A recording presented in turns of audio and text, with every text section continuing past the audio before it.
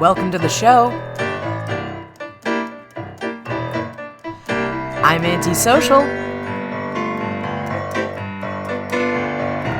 And this is the Antisocial Network. I want to talk to her, but my face is up against the wall.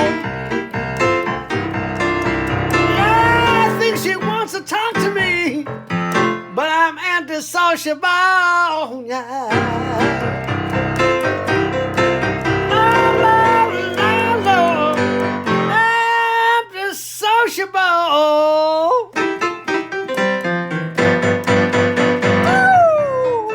This week, I tell you about how carbon footprint is a scam marketed by big oil and gas to make you feel bad about something they should feel worse about. Stay tuned.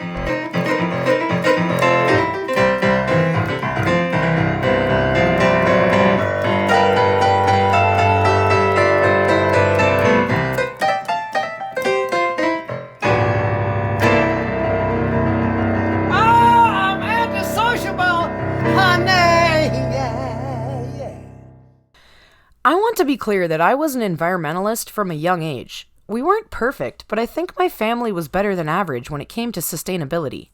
I remember learning about climate change and the importance of protecting the planet in elementary school. California's water crisis is nothing new. When I was a child in the 90s, we showered with a bucket to catch extra water for watering our lawn and plants. I've never not recycled. I've never littered on purpose, and to this day, I play a 5-minute meditation every time I shower to make sure I don't run the water longer than that. I grew up donating clothes and appliances, never throwing things away that could be salvaged or reused, and learned to fix or make do when things broke. I'm still an environmentalist. All of this to say, I was just as surprised as anybody else when I found out that carbon footprint is a fucking scam. Sure, the idea that everybody produces waste and emissions, and we can learn how to reduce them, is true. But the actual concept of carbon footprint as we know it was a marketing tactic invented by British Petroleum to offset any responsibility big corporations have to the environment and shift that blame to individual consumers. It's not a surprise that I had to wade through a few pages of search results to find good sources on this. After all, if BP is complicit in blocking climate change legislation, I'm sure they have some money to throw at burying this fact deep in Google search results. But the dirty truth is that in the beginning days of the climate movement, the term carbon footprint was not well known. In the early aughts, BP started using the term to direct focus onto individuals, creating a carbon footprint calculator to help consumers determine what they could change about their own habits. Not to mention, it is impossible to reduce our carbon footprints to zero. Modern appliances and essentials that we use daily have a carbon footprint. For example, cooking or at-home eating can produce CO2, contributing to your overall footprint. So this media fantasy that if we all pitch in, do laundry at the right time, and convert to metal straws and we'll have this thing beat is far from reality. In a Vice article facetiously titled, "BP thinks you pricks aren't doing enough to fight climate change," author Harry Cheadle discusses the audacity of a company that produces as much harmful emissions as BP does with its oil and natural gas operations around the world to suggest to individual consumers they need to be mindful of their emissions.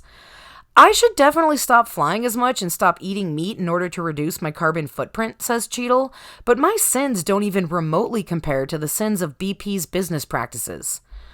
The fact of the matter is, no amount of individual efforts can make even a dent in the damage large companies and capitalism at large are doing to our planet. Regulations and imposed restrictions on these companies would do infinitely more to slow climate change than the current effort to convince the planet to go meatless or drive an electric vehicle. Don't get me wrong, those incremental steps are useful as well, and people shouldn't be discouraged from making small changes in their everyday life. But it's hard not to feel like these efforts are completely futile when fighting against big business whose interests don't seem to stretch beyond profit. For example, the Netflix environmentalist documentary Seaspiracy points out that more than half of the Great Pacific Garbage Patch is made up of fishing plastics, but the push has been to ban consumers from using plastic straws without a mention of the dangers of overfishing, despite it being a much larger contributor to ocean pollution than people using straws. In a Refinery29 post titled Individuals Can't Heal the Climate When Capitalism is the Virus, author Wizzy Kim reminds us that encouraging individual consumers to make incremental changes is not enough to get us on track to reverse global warming before it's too late. It is estimated that we have until 2030 to make radical changes before we pass tipping points that will trigger global collapse, irreversibly damaging ecosystems. These devastating effects will be impossible to recover from and catastrophic for our planet. The article tells us that what is needed is a complete overhaul in the way that we live, and this cannot be accomplished by individuals alone. Entire systems need to transform. What we need, in no uncertain terms, is a revolution.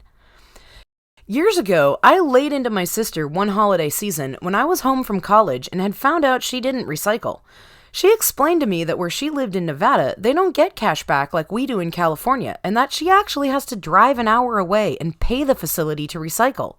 But that didn't matter to me, and I still gave her the business about the importance of preserving our planet, especially since she had kids and needed to set a good example.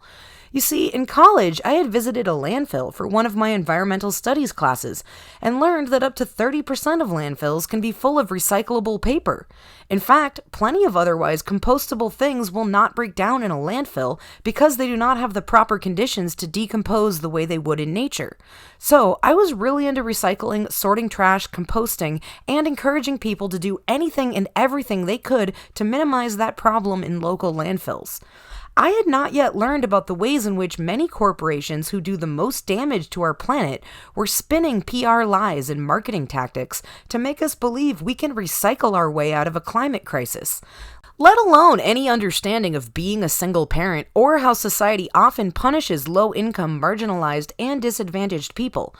My sister's argument that the recycling facility was an hour away and that she had to pay to use it were completely valid points.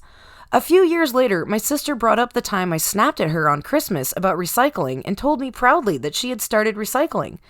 I had forgotten completely about yelling at her and guilting her into changing her behavior, but apparently it had stayed with her. I wasn't stoked on my ability to persuade my sister. Instead, I think I felt a twinge of my own guilt. Since that time, I had learned from a Michael Moore book that recycling is often a big lie in America. Often our recyclables are sold and shipped off to other countries where they actually end up in landfills anyway. He exposed the reality to me that even when we think we're doing something good, recycling can have an out-of-sight, out-of-mind effect as soon as it leaves our hands. There is also the practice of what is called wish cycling, which is basically when people toss things into the recycle bin because they hope they're recyclable or they think they should be. Oftentimes, this can taint all the surrounding recycling, defeating any good intentions behind doing it. For instance, that plastic takeout container you got dinner in, or the plastic utensils you used to eat it with, might have a recycle symbol on them, but if you don't wash them before tossing them, they will not get recycled.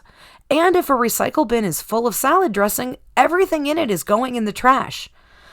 I wasn't wrong to encourage my sister to recycle, but berating her wasn't necessary, especially when I didn't have the full picture and now can consider who is causing climate change versus who is expected to fix it. The idea that we all can do our part to slow climate change is a lie. Some of us are doing more harm than others, and some are doing nothing to slow their efforts. BP doesn't want us to curb our emissions to save the planet. They want us to curb our emissions to make more room for them to do it. The truth is that all our efforts will be in vain if BP doesn't stop making apps for us to track our energy usage and start focusing their attention on ceasing oil and gas manufacturing instead. Rather than moving towards a zero-emissions future, we are moving towards a dystopian nightmare where we will be assigned time slots for when we can use our appliances or government-issued coupons for when we can drive, all in order to ensure the seamless production of goods and that the raping of our planet's resources continues unhindered. God forbid we lose a profit margin in our attempt to save the human race. I've never been into aliens and the idea of intelligent life out there. I think statistically it probably exists, but my brain just isn't wired for space. I just don't think about it much. The same way I don't think about quantum physics and time travel.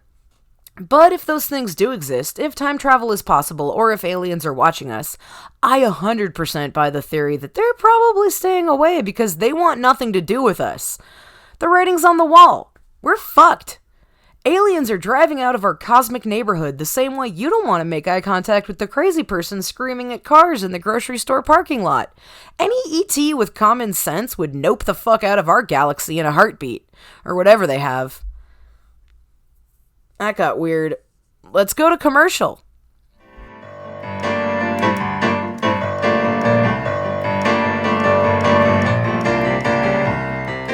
Brought to you by artisan baristas kidnapped from the southernmost regions of Seattle and transported to your local Amazon hub locker. One coffee bean is all you need is the answer to all your sustainability, fair trade, expensive coffee habit, why is your spouse leaving you, you probably have codependency issues, problems. One coffee bean is all you need is not a coffee system. There are no wasteful cups to continuously buy. There's no coffee shop lines you have to deal with. Just one single bean. First, just pop that little bad boy right in your kisser. Masticate thoroughly, then relocate bean bits to your Freedom Press. Use boiling water and press as usual. When finished, relocate damp bean bits to a moist paper towel. Repeat process until your next bean arrives in 364 days. It's that easy! One coffee bean is all you need. Also makes a great Mother's Day present or Flag Day gift for your boss. Don't forget your gynecologist at Labor Day.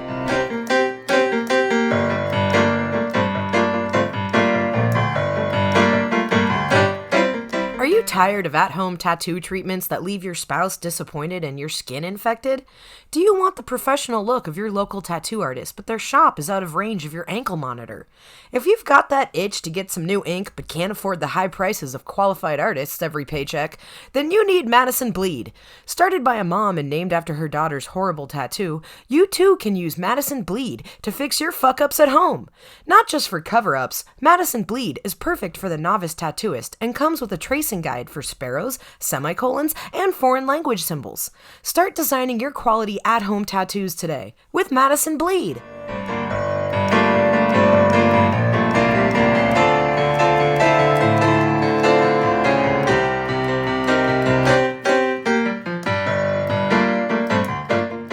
And we're back. Let's talk about the Beyond and Impossible burgers. The idea behind these meatless options is that if people aren't going to stop eating meat on their own, let's try to introduce a plant-based option that's familiar to them, a burger. The problem is that these options often try too hard to mimic the flavor of meat without also providing the adequate nutrients and protein that would constitute a comparable substitute for a burger. When we focus too much on taste and not on nutrition, we're not actually solving a problem, but just creating another one. Marketing a meatless burger substitute that is actually less nutritious than a fast food burger doesn't do much towards helping the average consumer transition to a plant-based diet and just replaces one bad thing with another bad thing. In addition, there is often a negative stigma from traditional meat eaters who think of plant-based alternatives like the Impossible Burger as frankenmeat, concocted in a science lab and not suitable for human consumption. Already skeptical carnivores see these new introductions as akin to some terrifying sci-fi scenario like Soylent Green, where human remains are used for food, or like the 2013 film Snowpiercer, in which passengers on an apocalyptic train are fed dry protein biscuits made of mostly bugs. Learning that new meatless alternatives like the Beyond and Impossible burgers are shoddy alternatives nutritionally does nothing to ease stigmas that factory-made meats are gross. Instead of pushing people to decide on their own to make the switch to plant-based alternatives, we could just not give them a choice. The true culprit behind why eating meat is unsustainable is factory farming.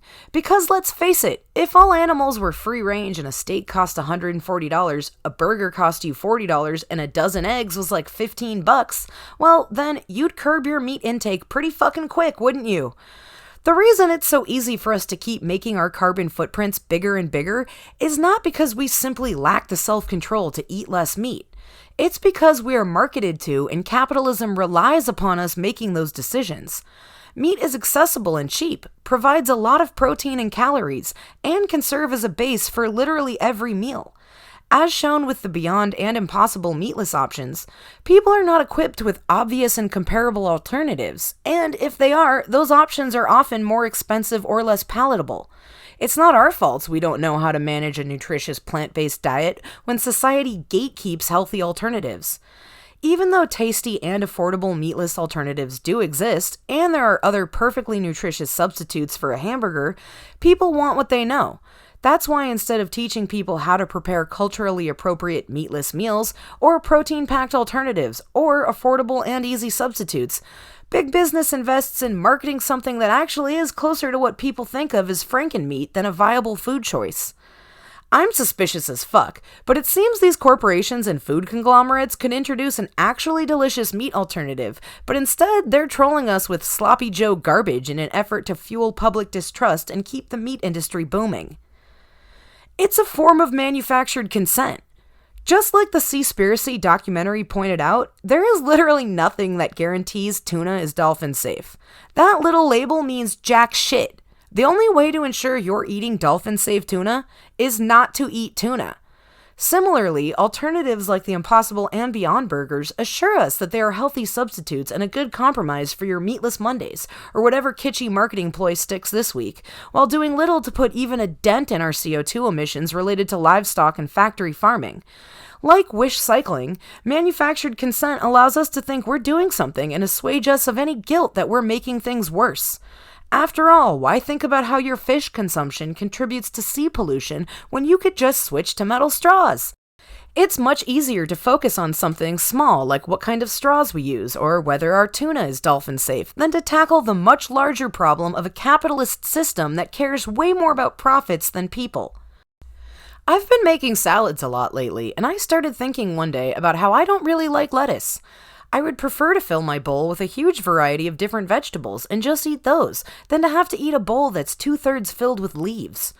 But since I've also gotten into growing plants in my apartment lately, #urban farming, I also know how long it takes for a sweet potato to grow leaves, let alone more potatoes. So one day while making a salad, probably high, I realized that lettuce is the base for salads because it's abundant and you get a bunch of it in one head. You might only get one salad's worth of vegetables out of a single cucumber or bell pepper. Back when farm to table was normal, people knew how long it took to grow a vegetable, and that if you fill your whole salad with vegetables and no lettuce, you'll eat your whole crop before the season's half over. You might be wondering why the fuck I'm talking about this, but it's an analogy for how we treat all food. I had a friend tell me a long time ago, before paleo diets were hip, that she tries to only eat processed foods or sweets in the same way it would have made sense for people to 100 years ago. If she wants cake, she eats cake. But she also makes that cake from scratch. What if we only ate burgers or steak when we had to raise a cow, slaughter it, and pack the meat ourselves? I'm not really advocating that everyone become farmers. Like I said, this is an analogy. My point is the accessibility of these foods has removed us so far from what it actually takes to deliver food to our table that we are basically spoiled. There is merit and validity in living a vegan or vegetarian life, but for most of us, that's just not a viable or affordable option right now. We need a systemic, radical change that ultimately forces everyone to make a shift for the greater good. This includes moving away from the individualistic guilt we feel when we throw a moldy Tupperware away or don't upcycle our jeans, and instead moving towards a collective system that cares more about the greater good than profits. 10 years ago, I might have suggested these corporations and big business interests work together to innovate new ways of thinking and living in order to fix this, but it's way too late. We literally have 9 years left and counting before irreversible damage ravages our planet. There are plenty of rich-ass robber baron billionaire types who could throw money at this, but instead we've all got boners for Elon Musk and his promises to take us to the moon.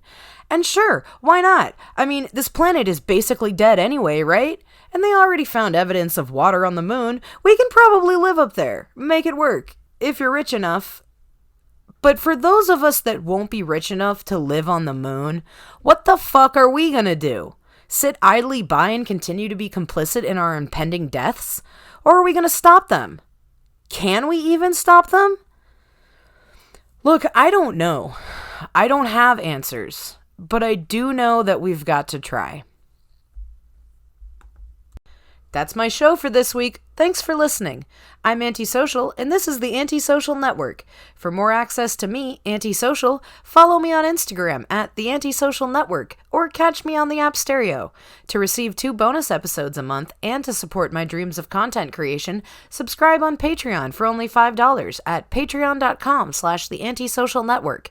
You can also submit your own funny fake ads that I might use in my podcast by sending a recording to me on the Anchor app. Find the link to do that in my bio. See you next Wednesday. Later. But I'm antisociable, yeah.